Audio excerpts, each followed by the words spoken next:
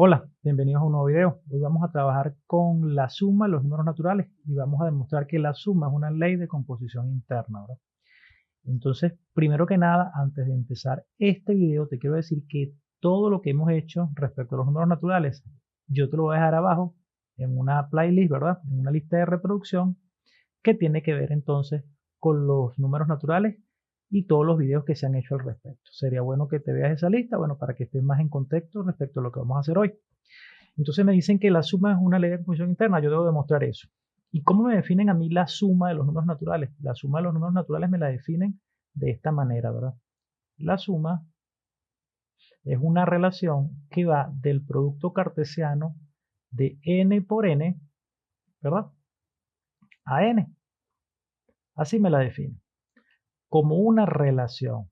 Y si es una ley de composición interna, debería ser una función, porque recuerden que una ley de composición interna, vamos a definir acá, perdón, lo que es una ley de composición interna. Asterisco es una función que va a ir del producto cartesiano definido en un conjunto, en un solo conjunto, ¿verdad? A ese mismo conjunto. Y como es una función, ¿qué quiere decir eso? Que para todo par, ¿verdad? AB que pertenece a este conjunto, es decir, este producto cartesiano que pertenece a cuadrado o a por A, entonces el compuesto de A con B a partir de la función asterisco debe pertenecer al conjunto A. Y la unicidad de este compuesto está definida, ¿verdad? O está garantizada porque asterisco es una función. Entonces, ¿qué debo hacer yo? Demostrar que esto que me definen como relación, esta operación que me definen como relación, yo debo demostrar que es una función, entonces debe cumplir con las dos condiciones de una función. Vamos a recordar acá las condiciones de una función. Vamos a pasar primero acá una línea, mejor dicho, vamos a mover todo esto que está acá, vamos a moverlo un poco más a la derecha para que no nos estorbe. Y ahora vamos a pasar una línea, vamos a pasarla de color rojo, ¿verdad? De manera que tomemos esto como unos fundamentos necesarios. Entonces les decía que para que una relación sea función, debe cumplir con dos condiciones, ¿verdad? Esas dos condiciones son la condición de existencia de imagen. Vamos a colocar acá condición de existencia de imagen. Voy a abreviar acá para no escribir tanto. ¿Qué debe pasar, verdad? Si una función, vamos a colocar acá una función general de A en B, que inicialmente es una relación, pero si sube al estatus de función, debe suceder que para todo elemento que esté acá, es decir, para toda X que esté acá, para toda X que esté en el dominio A, entonces para esa X debe existir, ¿verdad? Una Y, un elemento que está en este conjunto, debe existir para esa X una Y que esté en B, tal que yo pueda escribir f de X igual Y. Es decir, que para cada elemento que está en mi dominio, para cada preimagen, debe existir una respectiva imagen, una respectiva Y. Eso debe suceder para toda X que esté acá. Esa es la condición de existencia de imagen. Vamos a dejar eso claro acá, vamos a resaltarlo acá en rojo, ¿verdad? Subrayarlo. Condición de existencia de imagen. Pero también debe suceder una segunda condición, que es la condición de unicidad de imagen, ¿verdad? Entonces vamos a escribir la condición de unicidad de imagen. Eso es fundamento para poder demostrar esto que está acá, ¿ok? Entonces, ¿qué debe suceder? Debe suceder una segunda condición que la vamos a llamar condición de unicidad de imagen. Esas son las dos condiciones para que una relación sea función. Condición de existencia y condición de unicidad de imagen. Ok. Vamos a subrayarlo igualmente acá, porque eso debe quedar bien claro esas dos condiciones. Ok, ¿y cómo está definida formalmente la condición de unicidad de imagen? Entonces supónganse una función, puse en rojo, vamos a ponerlo en negro, una función f de a en b, su condición de unicidad de imagen viene dada de la forma siguiente. Para todo par de elementos ahora que están acá, para todo par AB, para todo par de elementos AB que están ¿dónde? En el dominio, que están en A, tal que ese par de elementos sean iguales, entonces sus respectivas imágenes deben ser iguales. Es decir, la imagen de A debe ser igual a la imagen de B. ¿Ok? Y como esto es un condicional, esto que está acá, la definición viene dada por este condicional, los condicionales tienen asociados así un contrarrecíproco. ¿Ok? Y el contrarrecíproco del condicional, si esto es verdadero, su contrarrecíproco también será verdadero. ¿Y cómo viene definido el contrarrecíproco? Simplemente negamos el consecuente, entonces negamos el antecedente. Y obtenemos el siguiente equivalente de este condicional. Para todo AB que esté en A, ¿verdad?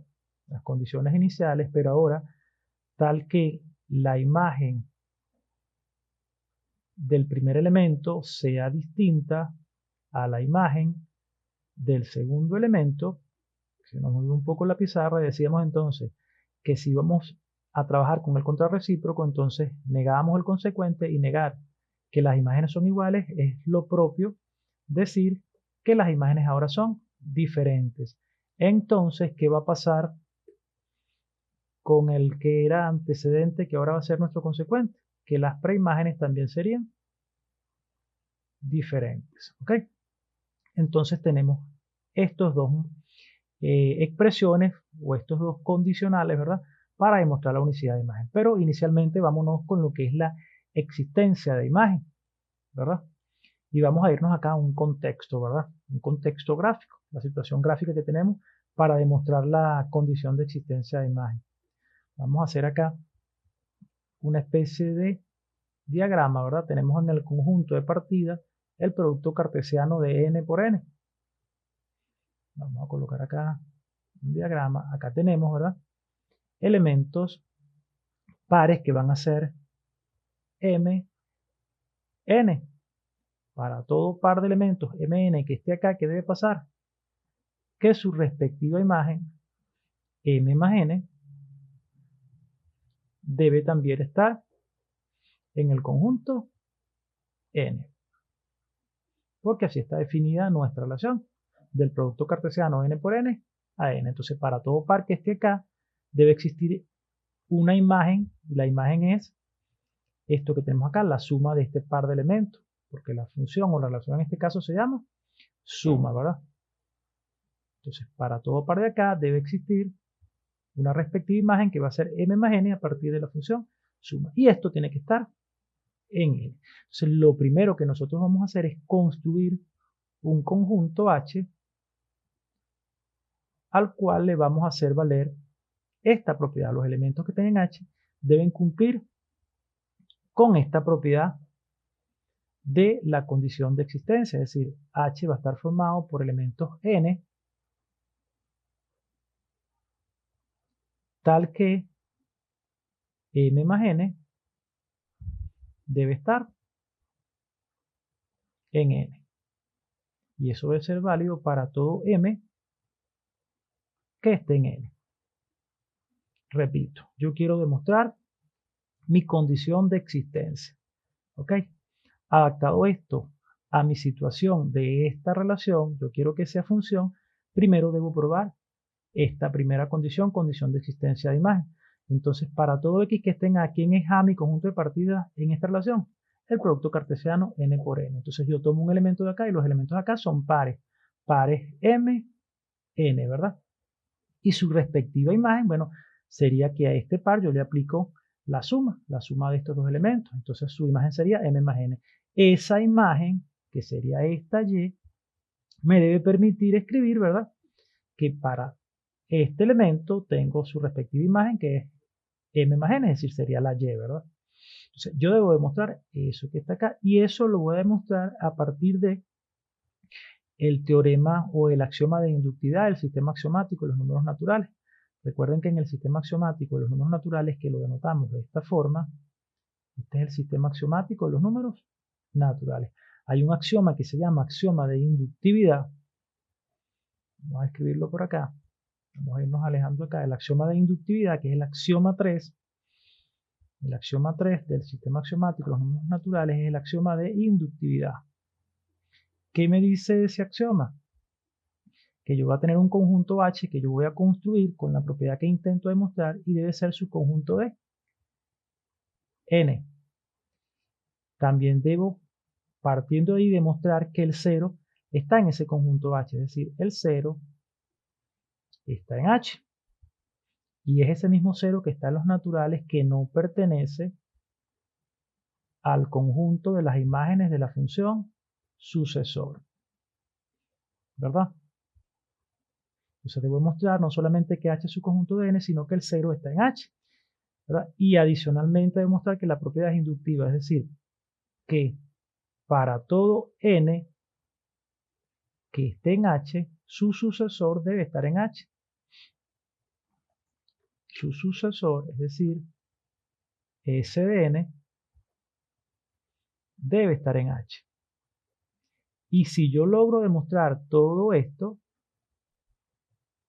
una condición I, una condición 2I y una condición 3I, entonces necesariamente H se hace igual a N y la propiedad entonces la van a verificar todos los números naturales. Esta es la forma de conducirnos. Recuerden que el segundo axioma del sistema axiomático de los números naturales, y si estas propiedades no las tienes claras, ¿verdad? Todos estos axiomas y la definición del sistema axiomático de los números naturales no la tienes clara, perdón, entonces vete a los primeros videos del sistema axiomático de los números naturales que ya te dije que están en la descripción para tener un mejor manejo de todo lo que estamos trabajando acá. El axioma 2 nos dice que el 0 pertenece a los naturales y el 0 no pertenece al conjunto de las imágenes de la función sucesor, y eso hace que la función S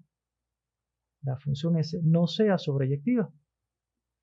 Ese es el segundo axioma del sistema axiomático de los números naturales. Me dice que la función no es sobreyectiva porque hay un elemento 0 que está en los naturales y el 0 no pertenece al conjunto de las imágenes de la función sucesor. Eso hace entonces que S no sea sobreyectiva. Pero este no es el contenido realmente de este video. Simplemente me dio la necesidad de tocarlo porque, bueno, lo vamos a hacer uso acá en esta demostración, pero el uso o el comentario que hagamos al respecto va a ser bastante superficial. Nos vamos a mover un poco nuevamente acá. Y ya teniendo esto que está acá, bueno, vamos a comenzar con la primera parte de este axioma, ¿verdad? Que tiene que ver con decir, ¿verdad? Que H es su conjunto N, la propiedad I. Entonces, parte I para demostrar la condición de existencia de imagen. Primero debería demostrar que H es su conjunto de N. Y H es su conjunto de N, evidentemente, porque todos los elementos de H son naturales, ya lo habíamos dicho acá. Vamos a movernos. H está formado por elementos naturales. Todos los elementos de H son naturales, de ahí partimos. Entonces, como todos los elementos de H son naturales, entonces todos los elementos de H lo vamos a encontrar en N. Y si eso se da, entonces H es su conjunto de N. Entonces colocamos acá simplemente como justificación, definición de H. Y ya hemos demostrado la primera parte I. Vamos con la parte 2I. La parte 2I trata de demostrar que el 0 está en H. Yo sé que está en N por el axioma 2 del sistema axiomático de los números naturales, pero ahora tengo que demostrar que el 0 está en H. Entonces tú te vienes acá y haces como que vas a incluir el 0 en el conjunto H. Vas a hacer lo siguiente. Vas a demostrar que el 0 está en este conjunto. Entonces suponte que tú te vas a hacer como que la siguiente imagen. Primero que el 0 debe estar en los naturales. Tú vas como que a construir esta definición, pero ahora con el 0. Entonces, m más 0 debe estar en los naturales para toda m que esté en n. Entonces, simplemente lo que voy es como que a quitar la n e incluir el 0. ¿Ok? Ese es como decir tu norte. Tú tienes que probar que m más 0 va a estar en n. ¿Ok? Vamos a volvernos a ir acá. No sé si es necesario o sería prudente. Vamos a colocar esta parte que está acá para que tengas claro hacia dónde te vas a dirigir. Acá, suponte que el 0 está en h, entonces el 0 debe cumplir con esto. Este va a ser tu norte. M más 0 debe estar en n y eso va a ser válido para toda m que esté en n. Ahí me dirijo. Entonces yo parto inicialmente de que el 0 está en los naturales. Eso es lo que yo sé por el axioma 2 del sistema axiomático de los números naturales. Siempre empiecen por aquí. 0 está en n. Ese mismo 0 que no está en el conjunto de las imágenes de la función sucesor, por lo cual yo sé que esa función S o esa función sucesor no es sobreyectiva, ¿verdad? Entonces yo parto de acá. Y para todo m que esté en los naturales, yo pudiera asegurar que m más 0 es igual a m. ¿Y por qué yo puedo asegurar eso? Me voy a ir a la definición de suma de los números naturales. Voy a subir nuevamente acá. Yo tengo la definición de suma de números naturales de esta manera. Y esa definición tiene dos axiomas. Vamos a escribirlos acá bien chiquiticos. Un primer axioma, vamos a decir axioma 1, me dice que para toda n que esté en n, se tiene que n más 0 es igual a n. Y eso es lo que yo estoy aplicando en ese paso que acabo de dar. Es decir, para todo natural, si yo le sumo el 0 por la derecha, me da ese otro natural. Y eso es lo que estoy aplicando acá. Entonces, para todo m que está en n, yo le sumo el 0 por la derecha y eso me va a dar el otro natural, que en este caso es m. Ah, pero si m es natural, también lo es su equivalente, que es m más 0. Y eso no es lo que yo estoy buscando asegurar, que m más 0 es natural. Ah, ya lo conseguí. Entonces yo digo acá, entonces m más 0 pertenece a los naturales, ya que m pertenece a los naturales, su equivalente, que es m más 0, también pertenece a los naturales. Aquí en esta justificación vamos a colocar definición de suma en su axioma 1. Así lo vamos a leer esto. Definición de suma en su axioma 1. Esto lo justificamos acá por paso anterior. Ya sabemos que, o vamos a decirlo por hipótesis. Por hipótesis. ¿Cuál es la hipótesis? Que m es natural. Entonces su equivalente también será en natural acá. Hipótesis. ¿Cuál es la hipótesis? Repito, que m es natural. Y si m es natural, m más 0, que es igual a m, también debe ser natural. Y si m más 0 pertenece a los naturales, entonces quiere decir que el 0 pertenece a h. Porque eso es lo que yo estaba buscando. Decir que m más 0 pertenecía a los naturales. Vamos aquí nuevamente a la definición de h. M más n debe pertenecer a los naturales. En este caso lo estoy probando para el 0. Entonces m más 0 pertenece a los naturales, quiere decir que el 0 cumple con la definición. Aquí la tenemos más cerca. Si m más 0 pertenece a los naturales, entonces el 0 va a pertenecer a h. Y eso es lo que acabo de probar acá. Entonces el 0 pertenece a h. Colocamos la justificación, definición de h. Definición de h. Ahora debo probar la parte 3i. Acabo de probar que el 0 está en h. Ya previamente había afirmado que h era su conjunto de n. Me falta esta tercera parte, 3i. Es decir, que n está en H, eso lo voy a suponer porque va a ser una hipótesis de este teorema, ¿verdad? Y voy a demostrar la tesis de este teorema, es decir, que SDN, perdón, está en H. Entonces vamos a movernos acá y vamos con la parte 3i. Vamos con la parte 3i. Escribimos acá 3i y vamos a suponer que n está en H. Suponemos que n está en H. Y si n está en H, ¿qué pasa? Bueno, si n está en H, para todo n que esté en H, ¿qué sucede? Sucede que m más n pertenece a los naturales, porque eso es lo que me dice a mí la definición de los elementos del conjunto H. Y esto es válido para todo m que esté en n. Después que yo afirmo que n está en H, que lo supongo, ¿verdad? Eso yo lo llamo hipótesis inductiva. Esto es hipótesis inductiva, que siempre lo voy a hacer en esta parte 3i. Hipótesis inductiva. Asegurar que la n verifica la propiedad que intento demostrar. Hipótesis inductiva. Luego, ¿qué viene? Bueno, vengo a demostrar la parte de la tesis o conclusión que S de n está en H. Entonces colocamos, debemos probar ahora, debemos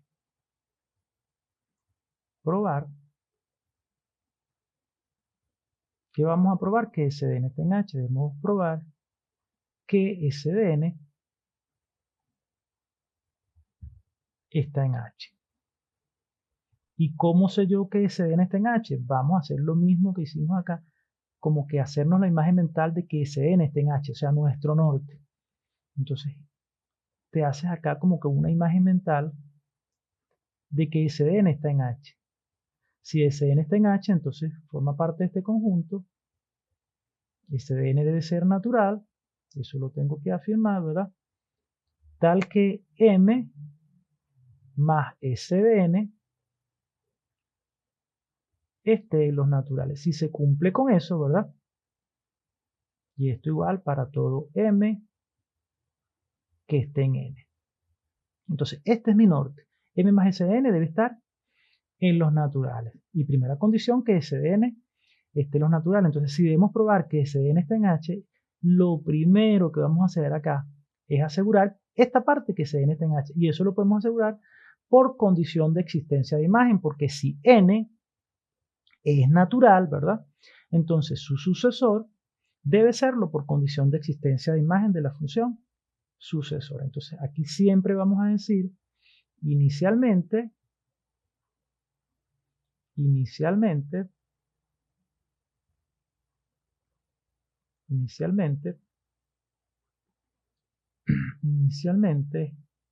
podemos afirmar, esto siempre hay que hacerlo al iniciar esta parte de demostrar que S de n está en H. Inicialmente podemos afirmar, ¿qué podemos afirmar? Lo que les decía anteriormente, que S de n es natural, que S de n pertenece a n. ¿Y por qué? Por condición de existencia de imagen de la función sucesor.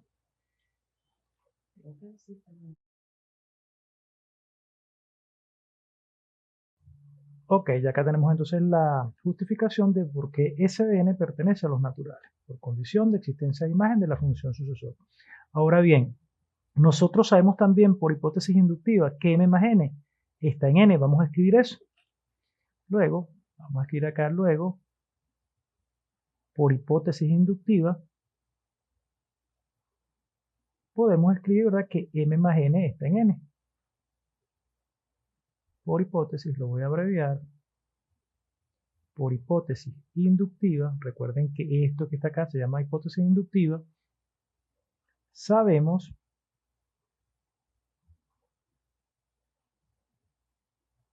sabemos que m más n está en n, ¿verdad? Entonces, sabemos que m más n pertenece a n. Y por la misma justificación que dijimos que S de n es natural, puesto que n es natural, entonces por condición de existencia de imagen, S de n también es natural. Por la misma justificación, el sucesor de este natural, porque si esto es natural, su sucesor también debe ser natural por condición de existencia de imagen de la función sucesor. Entonces vamos a asegurar eso. Entonces, el sucesor de m más n está en los naturales. ¿Ok? Voy a hacer una especie de grafiquito acá, ¿verdad? Como para ilustrar esta situación. Si yo digo, estamos hablando de la función sucesor, y yo tengo acá un natural, ¿verdad? Que está en n, su imagen estará también en n a partir de la función sucesor y se llama S de n. Por eso nosotros aseguramos que S de n estaba en los naturales, ¿ok? Pero de la misma forma sabemos que m más n es natural por hipótesis inductiva. Entonces su sucesor, que sería S de m más n, también va a estar, en los naturales. Y es por eso entonces que aseguramos esto que tenemos acá. Vamos a borrar entonces este gráfico simplemente para ilustrar esta justificación. Vamos a borrar esta parte y vamos a continuar. Entonces decíamos, ¿verdad? Que nuestro norte, en este caso, sería, supóngase que queremos asegurar que S de n también esté en H.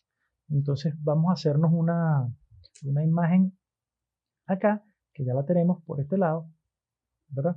Si queremos demostrar que S de n está en H, entonces en primer lugar S de n debe estar en los naturales y ya acá lo tenemos, ¿verdad? Pero, de acuerdo a la definición de H, m más S de n también debe estar en n para que S de n esté en H. Entonces tenemos esta implicación y de aquí pudiéramos decir que m más S de n también pertenece a los naturales, puesto que el equivalente de esta expresión es esta expresión por la definición de suma de los números naturales en su axioma 2. ¿Y qué nos dice el axioma 2 de la suma de números naturales? Bueno, el axioma 2 nos dice lo siguiente: si yo tengo n más el sucesor de otro número, supónganse m, y eso es igual al sucesor de la suma de estos dos números, n y m, n más m. En este caso me estoy viniendo desde el miembro de la derecha al miembro de la izquierda. Yo tengo el sucesor de una suma, el sucesor de esta suma. ¿A qué debe ser igual eso? Al primer número, que en este caso es m, más el sucesor del segundo número. ¿Y quién es el segundo número? N. Entonces, m más el sucesor de n. Y si esto pertenece a los naturales, su equivalente, que es esta expresión, también pertenece a los naturales. Y como eso es lo que yo estoy buscando, para que S de n poder asegurar que pertenece a H, y como ya tengo esa estructura, entonces yo puedo concluir, ¿verdad?, que S de n pertenece a H. Y siendo entonces que he demostrado que S de n está en H, ya tengo todo el axioma de inductividad demostrado. Ya demostré la parte I, que H era su conjunto de n. Ya lo demostramos, ¿verdad? También demostramos la parte 2i, que el 0 estaba en H. Y la parte 3i es que la propiedad es inductiva. Si n está en H, entonces su sucesor, que es S de n, también debe pertenecer a H. Y eso es lo que acabamos de probar. Y habiéndose dado estas tres cosas, ¿verdad? Vamos a borrarlo, simplemente quería refrescarlo. Entonces podemos asegurar que H se hace igual a n por el axioma 3 del sistema axiomático de los números naturales. Aquí vamos a colocar definición de H. Definición de H. Por eso aseguramos que S de n está en H. Y por último decimos que H es igual a n por el axioma 3 del sistema axiomático de los números naturales, que lo abreviamos de esta manera.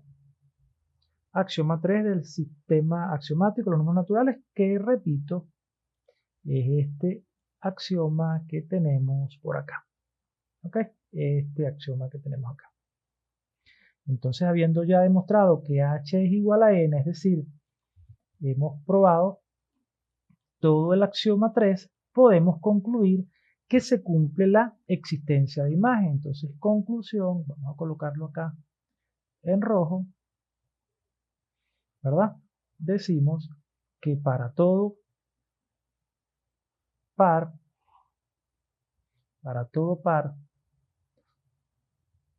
Mn que pertenece al producto cartesiano de n por n, entonces m más n pertenece a los naturales, es decir, se da la condición de existencia de imagen para cada par que está en el producto cartesiano n por n. Su imagen también está en n. Luego se da la existencia de imagen. Luego se da la existencia de imagen.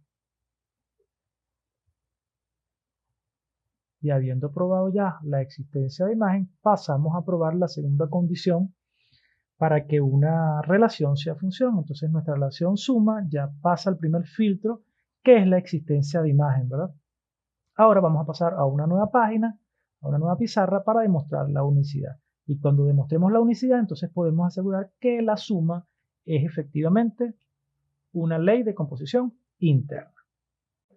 Ok, entonces vamos ahora a la segunda parte de la demostración, que tiene que ver con la condición de unicidad de imagen de la relación suma. Y si probamos esta condición, entonces esta relación pasa a ser una función, porque ya hemos probado la condición de existencia de imagen. Vamos a refrescar los dos axiomas de la relación suma, ¿verdad? En n. Para todo n que está en los naturales, n más 0 es n. Vean que la suma de un natural más el 0, ese 0 aparece por la derecha. Eso es muy importante que lo tengamos en cuenta, ¿ok? Axioma 2. Un número más el sucesor de otro número es igual al sucesor de la suma del primer número más este número que vemos acá, ¿ok? Condición de unicidad de imagen de una función. Si tenemos una función f de a en b, ella debe cumplir con la unicidad de imagen, es decir, que tomamos dos elementos cualesquiera del dominio, ¿verdad? Dado que ese par de elementos sean iguales, entonces las imágenes respectivas deben ser también iguales. Y como esta definición viene dada por un condicional, ¿verdad? Todo condicional directo tiene asociado así otro condicional que llamamos contrarrecíproco, que se obtiene cuando negamos el consecuente del condicional directo, entonces negamos el antecedente también del condicional directo. Y esta expresión entonces es equivalente a esta que vemos acá a la izquierda. Entonces, aplicando eso a este condicional, si negamos el consecuente, y aquí teníamos que las imágenes eran iguales, entonces partimos que las imágenes son diferentes. Entonces, nuestro antecedente que decía del condicional directo que estas preimágenes eran iguales, ahora van a resultar distintas porque debemos negar ese antecedente en el contrarrecíproco. Entonces, esta es una definición equivalente a esta que tenemos acá y es precisamente esta, la del contrarrecíproco, la que vamos a utilizar. ¿Okay? Por eso le puse acá un asterisco en rojo. Entonces, partiendo de esto, vamos a hacernos como una imagen, una ilustración para tomarla como referencia para construirnos nuestro conjunto H, ¿verdad? Entonces, supónganse que tenemos un conjunto de partida, ¿verdad? Cuyos elementos son pares. M, N, ¿ok? Y un segundo par que va a ser P, N, ¿ok?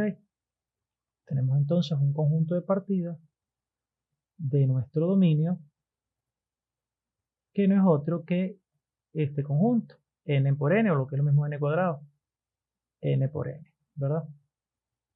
A ese conjunto le vamos a aplicar a sus elementos la función o la relación suma. Ahorita estamos en relación, luego será una función una vez que demostremos la unicidad. El conjunto de llegada es n. ¿Y quiénes están en el conjunto de llegada? Bueno, las imágenes de estos pares que a partir de la función suma vamos a obtener m más n y p más n. Y si vamos a partir de esta definición, ¿verdad? De esta parte de la unicidad, entonces consideramos que este par de elementos que tenemos acá, esta suma y esta suma son diferentes, ¿sí? Entonces, imágenes diferentes preimágenes deben ser diferentes, ¿ok? Es decir, este par de pares que están acá deben ser diferentes. Ahora bien, ¿cómo sé yo que estos dos pares son diferentes? Si no son iguales, ¿verdad? Y la definición de igualdad de pares me dicen que si ambas componentes respectivas son iguales, los pares son iguales. Es decir, primera con primera deben ser iguales, segunda con segunda deben ser iguales. Y ya las segundas componentes, que en ambos casos tienen la n, son iguales, ¿verdad? Y un detalle muy importante que deben notar, el por qué colocamos esa n acá a la derecha, como segundo elemento de los pares. Y luego, consecuentemente, acá en la definición de suma aparece, ¿verdad? Como segundo sumando. ¿Por qué la colocamos a la derecha? Bueno, porque en el axioma 1 de la suma, el 0 aparece por la derecha, ¿verdad? En ese axioma. Y como nosotros en el axioma de inductividad necesitamos demostrar que el 0 está en el conjunto H, entonces para hacer uso de esta propiedad debe suceder que el 0 esté por la derecha. Es por eso que lo colocamos acá, esa n como segundo elemento del pad, y cuando apliquemos la definición estará a la derecha, cuando apliquemos la suma estará a la derecha, y cuando estemos trabajando con el 0, entonces vamos a poder hacer uso de este axioma, ¿ok? Pero eso lo vemos más claro cuando estemos trabajando esa segunda parte del axioma de inductividad, que estemos demostrando que el 0 está en H, ¿ok? Entonces, bueno, vamos a construir nuestro conjunto H, sabiendo que entonces para imágenes diferentes, preimágenes deben ser diferentes, y que esa diferencia de las preimágenes se traduce en demostrar que M debe ser distinta de P, porque N nunca podrá ser distinta de N. Entonces vamos a construir el conjunto H. El conjunto H entonces sería, ¿verdad? H va a ser igual al conjunto formado por elementos N, ¿verdad? Que van a pertenecer a los naturales. Esta N es esta N que hemos utilizado acá en los pares, ¿verdad? Tal que para imágenes diferentes, es decir, para M más N distinto, esa suma de P más N, entonces las preimágenes respectivas deben ser diferentes, es decir, este par debe ser diferente de este par, pero como las segundas componentes de dichos pares ya son iguales, entonces esa diferencia se va a referir solamente a la diferencia de M respecto de P, es decir, M debe ser distinto de P. ¿Ok? Y eso debe ser válido para todo M y P que pertenezcan a los naturales. Tenemos nuestro conjunto H entonces y empezamos a aplicar el axioma de inductividad, que en su parte I ya sabemos que es afirmar que H es subconjunto de N. Para que eso sea cierto, cada elemento que esté en H, que no son más que números naturales, deben estar también esos elementos en N. Y recuerden que los elementos de N son los naturales. Por tanto, H es subconjunto de N. Cada elemento de H lo vamos a encontrar en el conjunto de los números naturales. Entonces, esto lo podemos asegurar por definición de H. Definición de H. Todos los elementos de H son naturales. Vamos a la parte 2i, y es lo que les decía, vamos a demostrar que el 0 está en H. Vamos a imaginar por un momento que el 0 está en H. Si el 0 está en H, ¿cómo escribiríamos eso? Ah, bueno, 0 está en H, entonces 0 va a ser las veces de n. 0 pertenece a n, y eso lo vamos a poder afirmar por el axioma 2 del sistema axiomático, los números naturales. Esto va a ser sencillo, ¿verdad? Pero también debemos cumplir con la segunda parte de los elementos del conjunto H, la segunda característica que tiene que ver con este teorema que vemos acá, ¿verdad? Entonces decimos que M más el 0 debe ser distinto de P más 0, esa será la hipótesis de mi teorema, entonces M debe ser distinto de P. Y eso, repito, debe ser válido para todo P y para toda M que esté en los naturales. Pero entonces yo debo concentrarme en esto que está acá, ¿verdad? Este es mi teorema que yo debo demostrar. ¿Ok? Entonces ese es como mi norte. Entonces empiezo acá asegurando inicialmente esta parte, que el 0 está en los naturales. Y eso lo vamos a poder decir por el axioma 2 del sistema axiomático de los números naturales. Yo puedo decir que el 0 pertenece a n y ese 0 no pertenece al conjunto de las imágenes de la función sucesor. Eso siempre debemos afirmarlo. Es lo primero que vamos a hacer en esta parte 2i. Pero también yo puedo asegurar que para todo m y p que sean naturales, es decir, que pertenezcan a los números naturales, tal que m más 0, voy a construir ¿qué? Voy a construir esto que está acá, mi hipótesis, y voy a demostrar esto que tenemos acá. Entonces, para todo m más 0 que sea distinto de p más 0, yo pudiera asegurar que m más 0 es igual a m, por lo que les decía, ¿verdad?, de este axioma 1 de los números naturales, que me permite aplicarlo siempre que el 0 esté por la derecha. Y lo tenemos acá por la derecha. Por eso es que construimos nuestro conjunto H con esa n a la derecha para poder utilizar este axioma. ¿Okay? Entonces yo digo m más 0 no es otra cosa que m. Y eso es distinto de p más 0 no es otra cosa que p. ¿Y qué estoy concluyendo acá? Estoy concluyendo con toda la estructura que satisface los elementos del conjunto H. Por lo tanto, yo puedo asegurar que el 0 pertenece a H. Entonces yo puedo asegurar acá, ¿verdad?, que el 0 pertenece a H. Y esto lo vamos a asegurar por definición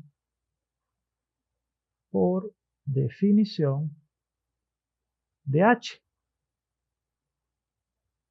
Vamos a aprovechar y justificamos acá estos pasos que hicimos acá. Inicialmente esta primera parte, esto que tenemos acá, ¿por qué lo afirmamos? Por el axioma 2 del sistema axiomático de los números naturales.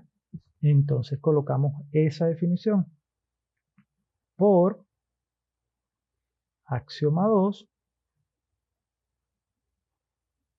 del par ns, y ese par ns sabemos que es el sistema axiomático de los números naturales. Luego afirmamos que esta suma era igual a m y que esta suma era igual a p. ¿Por qué? Por el axioma 1 de la suma en n. Entonces decimos acá, por definición de suma, vamos a escribirlo así, en su axioma 1. Primero construimos la hipótesis, es decir, esto distinto de esto, simplemente construía esta hipótesis, ¿verdad? Pero aseguraba que esto era igual a m y que esto era igual a p, afianzados en el axioma 1 de la suma de números naturales. ¿Ok? Entonces ya tenemos las dos justificaciones y hemos demostrado también que el 0 está en H y las justificaciones de cada paso. Ahora debo pasar a la parte 3 de mi axioma de inductividad, que es probar que la propiedad es inductiva. Inicialmente vamos a asegurar siempre que n verifica la propiedad, es decir, que n está en H. Entonces decimos la parte 3i, ¿verdad? Suponemos que n está en H. Luego, si n está en H, si n pertenece a H, cumple con la definición de los elementos de H. Entonces, m más n es distinto de p más n. Entonces, m es distinto de p. ¿Por qué? Por definición de H. Si n está en H, entonces cumple con todo esto. Y eso es válido para todas m y p que pertenezcan a H. Definición de H. Y eso constituye lo que es nuestra hipótesis inductiva. Siempre este paso va a ser igual afirmar que n o suponer que n está en H. Hipótesis inductiva o hipótesis supuesta. Una vez que afirmamos, ¿verdad? O suponemos que n está en H, debemos probar que la propiedad es inductiva. Entonces, para ello debemos comprobar que S de n está en H. Debemos probar, vamos a escribir que S de n está en H.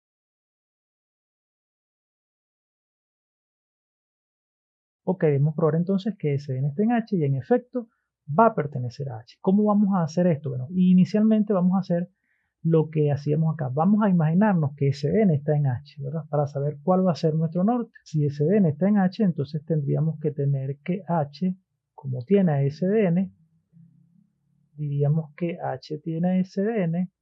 S de n inicialmente debe ser natural, porque acuérdense que los elementos de H son inicialmente naturales. Y esto lo vamos a poder asegurar por condición de existencia de imagen de la función sucesor, pero ya luego vamos a ir con la justificación.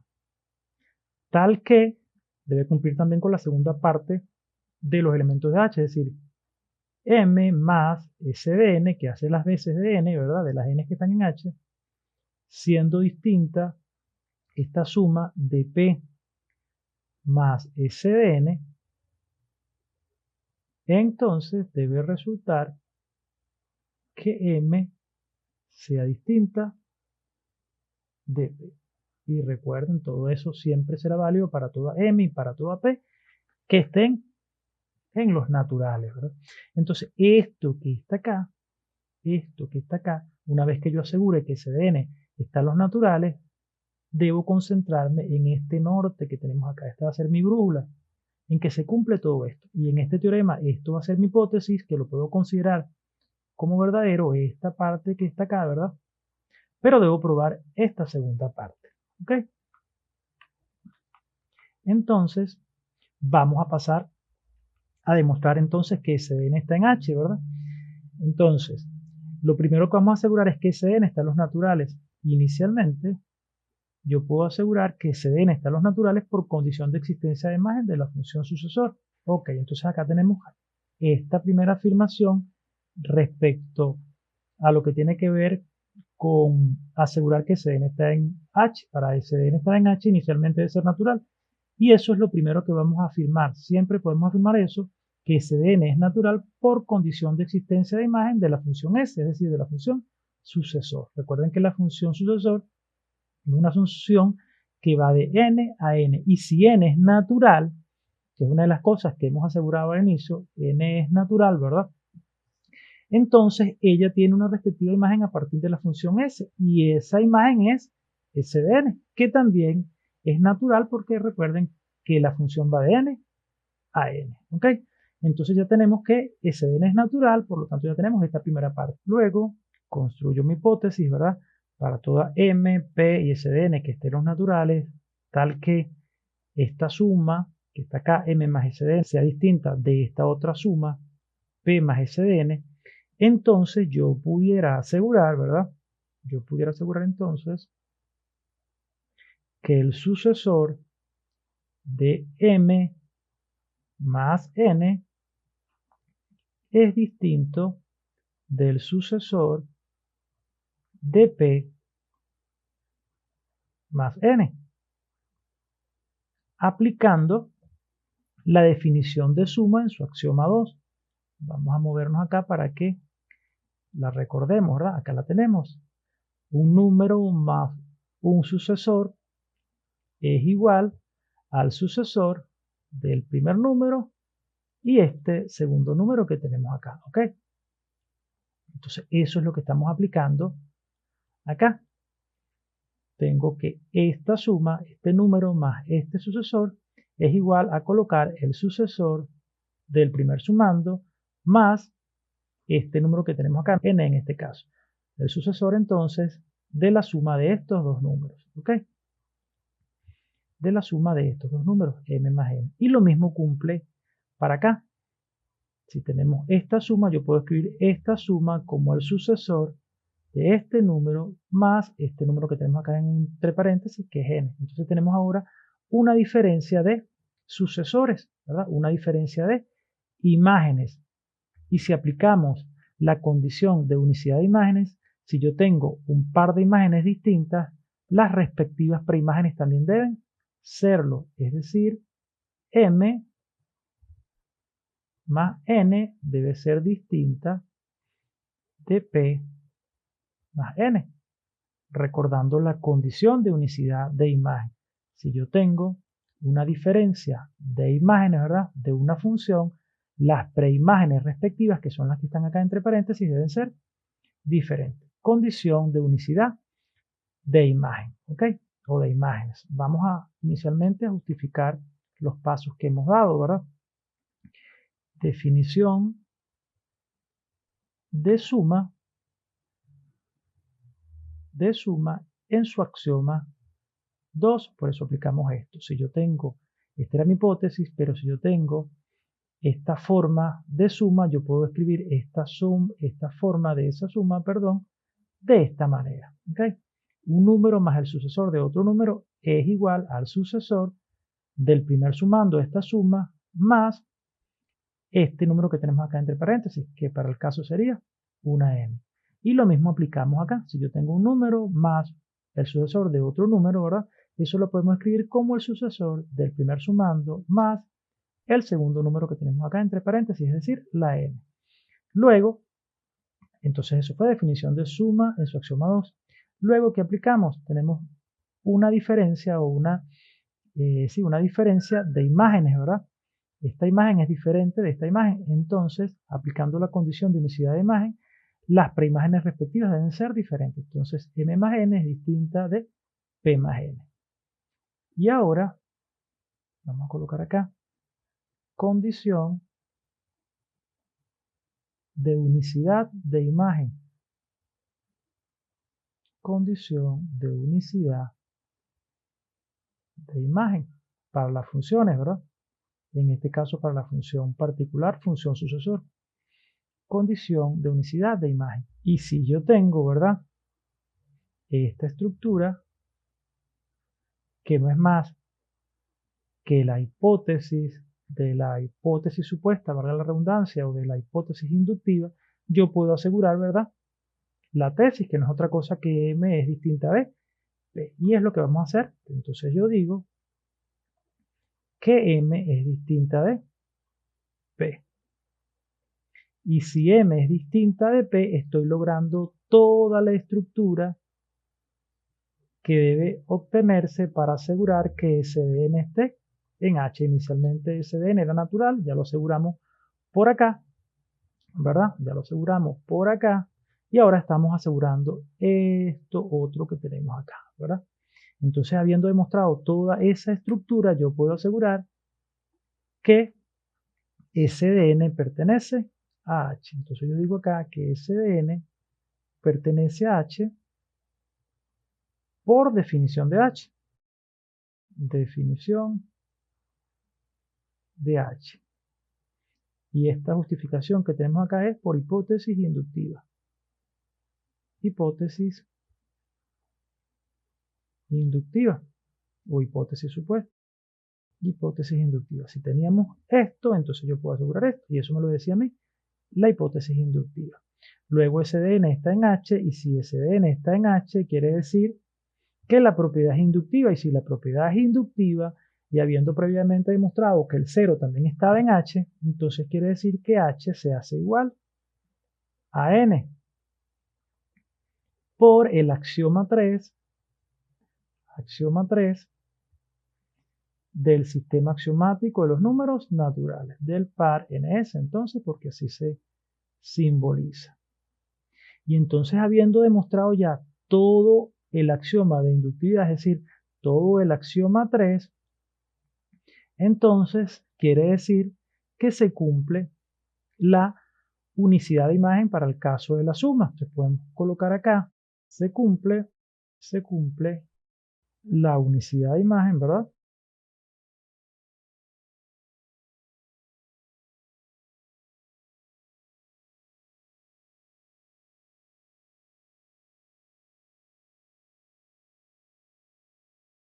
Ok, entonces finalmente la suma, ¿verdad?, es una ley de composición interna. ¿Por qué? Porque se cumple la unicidad de imagen Para la suma en n es lo que acabamos de demostrar, la unicidad de imagen, pero previamente habíamos probado la condición de existencia de imagen, diciendo que se cumple la existencia de imagen y también la unicidad, es decir, las dos condiciones de una función. Entonces esta relación pasa a un estatus mayor, que es el de ser función, y todas las funciones de este tipo, ahora que van del producto cartesiano establecido en un solo conjunto al propio conjunto, eso es lo que llamamos ley de composición interna. Entonces la suma es una ley de composición interna. Ya con esto llegamos al final del video, ¿verdad? Espero que haya resultado comprensible todo lo que hemos desarrollado hasta este punto. Y si no fue así, bueno, déjalo en la caja de comentarios tus preguntas, inquietudes, y yo trataré de aclararte las mismas en el menor tiempo posible. Espero que si te ha gustado el video me regales un like. Y en líneas generales, si te gusta este tipo de contenido, bueno, suscríbete a mi canal, activa la campana de notificaciones para que no te pierdas ninguno de los videos que estemos montando progresivamente en el canal. No me queda más